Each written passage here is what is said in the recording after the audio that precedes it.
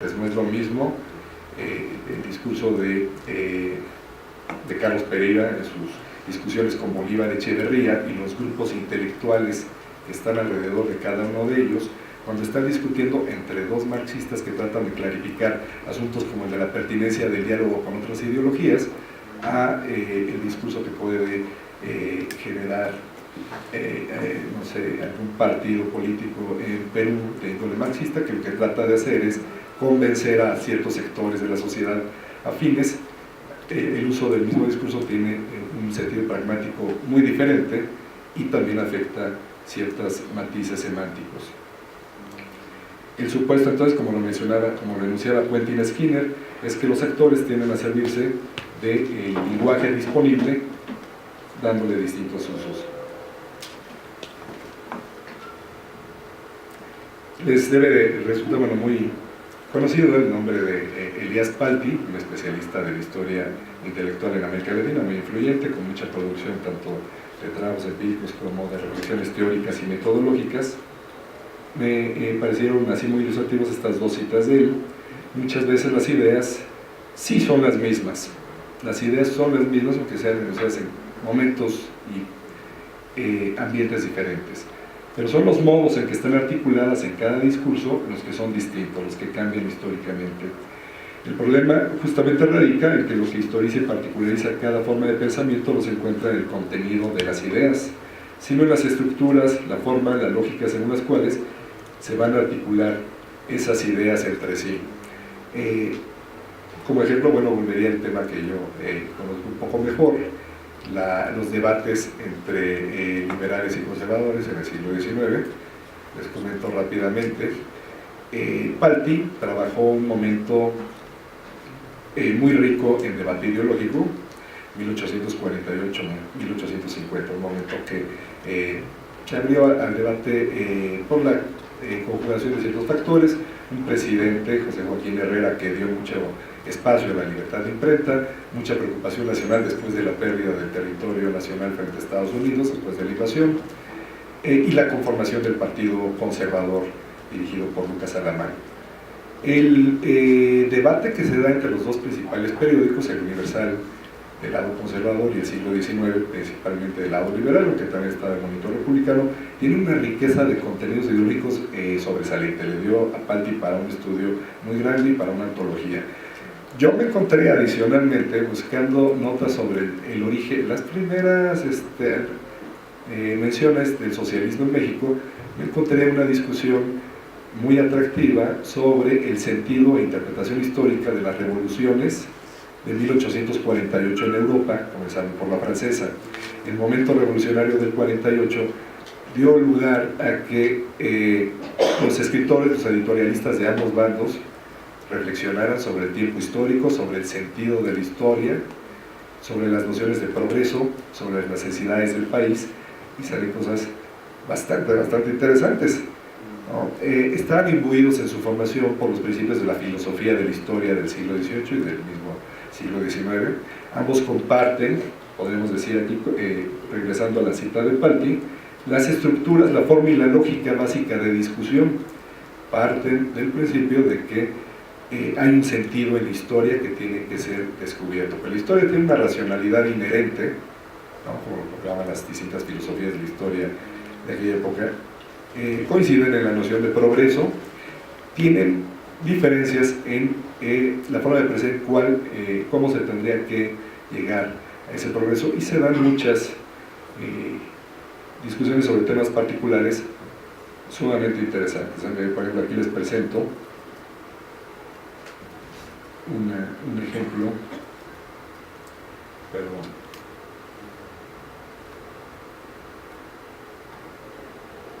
Ahí está. Ejemplo de el tipo de discursos que se hacía. Este está tomado del periódico del siglo XIX. El concepto revolución, nosotros nos damos cuenta, el concepto revolución es bastante polisémico, se entienden distintas cosas, pero históricamente también ha tenido cargas muy distintas. Es lo que desde el enfoque de la historia conceptual precisamente se entiende como un concepto central. Los conceptos para la historia conceptual no son claros, por definición son ambiguos, son un campo de batalla semántica donde distintos grupos tratan de jalarlo. Y los conceptos, diría José L. Revolución es un típico concepto también de movimiento, alude a una transformación acelerada del sentido de la historia, se prestaba para distintos ámbitos reflexivos. Aquí opera también como otro tipo de concepto señalado por Koselleck, como un concepto reflexivo, y en este textito que bueno, encontré hacía un poco a la carrera, se advierte ese uso tanto de concepto de temporalidad como concepto reflexivo. Se está comparando la revolución de 1848 y sus secuelas con lo que pasaba en México. Las revoluciones, en la verdadera acepción de esta palabra, es decir, aquellos grandes movimientos de las naciones determinados por la necesidad de cambiar una condición política o moral que ha llegado a ser insuficiente a sus exigencias, son, a no dudarlo, útiles y provechosas. Bastante moderna la definición de revolución, ¿verdad? Se alude a necesidades profundas de los pueblos. Los autores de estas editoriales tienen una comprensión bastante avanzada, pero realmente la práctica política, tanto de liberales como conservadores, era muy tradicional, muy aburguesada. No pensaban en meter a las masas en el juego político, sino eventualmente usarlas como apoyo para sus querellas. Y entonces se hace ese contraste. Por su medio, el mundo ha llegado al estado en que se encuentra. Las revoluciones sirven para acelerar la marcha de la historia. Y la civilización no ha sido sino obra suya. Incluso ciertos matices, ciertos aspectos podrían compararse con las nociones de revolución más, vamos a decirlo así, avanzadas de ese momento, 1849. Pero las revoluciones de México son de esta naturaleza, puede verdaderamente dárseles ese nombre, y entonces ahí dicen, no, tristemente en México lo que llamamos revolución, y ahí hay todo un ejercicio de reflexión conceptual, no son esta cosa, no son movimientos de las naciones para encontrar su mejora en ámbitos materiales y morales, sino que son asonadas militares. Entonces, continúa, ¿y cuál ha sido entre nosotros el resultado de esos motines militares, que han sido las revoluciones en México, en que no se han disputado sino los puestos públicos? Dada la situación política del momento, el autor se pregunta, ¿qué es lo que se quiere? ¿Una revolución? Todo el tiempo se habla de revolución en México en ese momento, desde el motín de la Acordada en 1828 hasta la Guerra de Reforma, es una amenaza constante, revolución. ¿Qué es lo que se quiere? ¿Una revolución? Mentira. ¿Dónde están las mejoras políticas, administrativas y morales? Se nos ofrecen siquiera. Si fuera una verdadera revolución, el país la guardaría con ansia, porque no hay duda de que adelantaría, es decir, habría progreso en el país. Entonces aquí esta noción de revolución, bueno, y hay muchísimos más ejemplos en la prensa de ese momento, y muy parecidos también, los argumentos de la contraparte conservadora.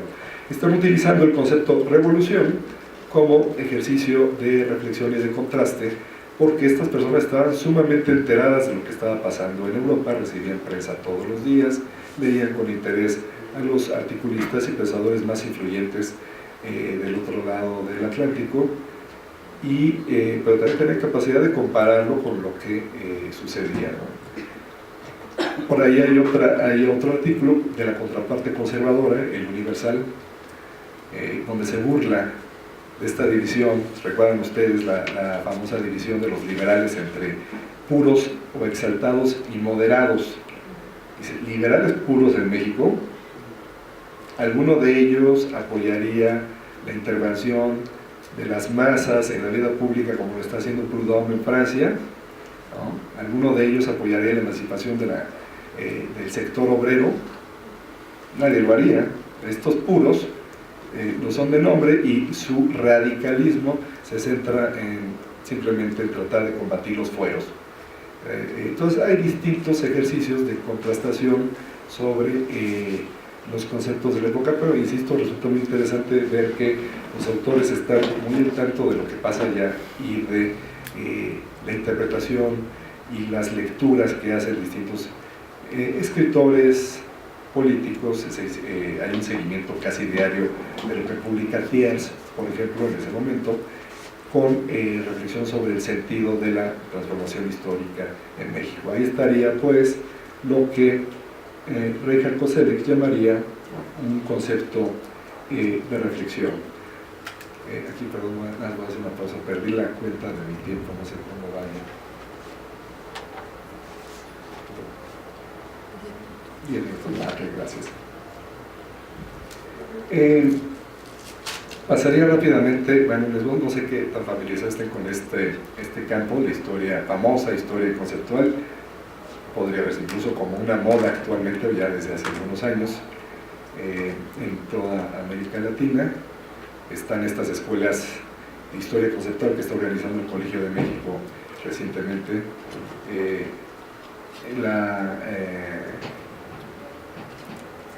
El liderazgo, digamos, en América Latina en este campo de estudios viene de España, los trabajos de Fernández Sebastián, siguiendo el modelo de trabajo de Reinhard Koselleck, este historiador, filósofo alemán, que en la década de los 70 publicó varios diccionarios. Ese es como el instrumento favorito de la historia conceptual, los famosos diccionarios históricos semánticos.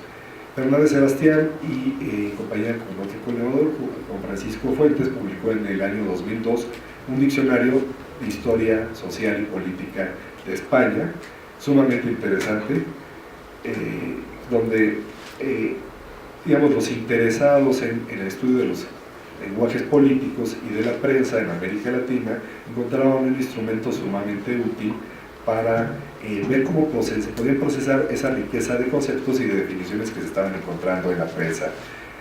Campo de investigación, que ustedes también recordarán, hizo eclosión fuerte en nuestros países a partir del trabajo de François Javier Guerra, Modernidad e Independencias, y otros trabajos que publicó, donde la prensa se convirtió en un objeto de estudio